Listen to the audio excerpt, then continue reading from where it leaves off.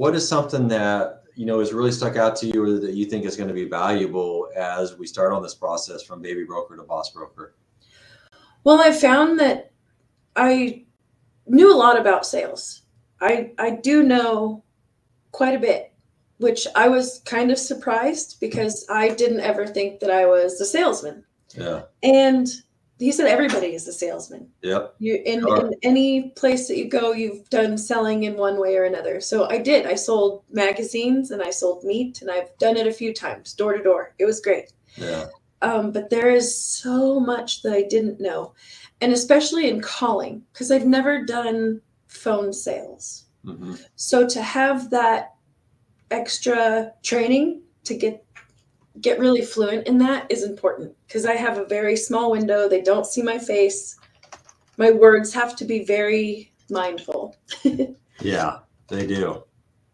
And it's different because when you walk up to a door, you can gauge your customer. In the first, by the flags they have, the equipment they have, the trucks, whatever, decorations, you can already know what kind of magazines they're going to get, or if they're going to want steak or chicken. It's something that you already see and you learn over time. You're like, I'm going to pass this house. They don't want mine. Yeah. So it's something that I've learned in that, and I know I can learn here. I think some great parallels on that for, as you were talking, that got me thinking is doing your research before you're reaching out to a customer and knowing, because you're not going to see that, right? But you can, they have an online presence, most likely a LinkedIn or a company website, and we can go there and we can do that research and find, what articles have come out, anything like that. And so it's just a different way to do that research. But I think that's a great insight to anybody that's in sales is we have to know who our prospect is and why they would need or want our service. And, I shared this recently in a, on LinkedIn somewhere, or somebody had made a post.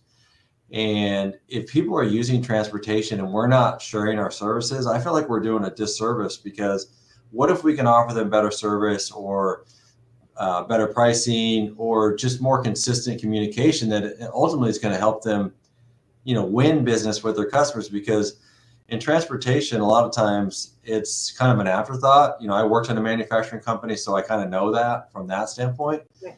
So there's not a lot of maybe value from the top down, but the shipping folks know, like, hey, we get yelled at if we do wrong. If we do a great job, we don't hear anything.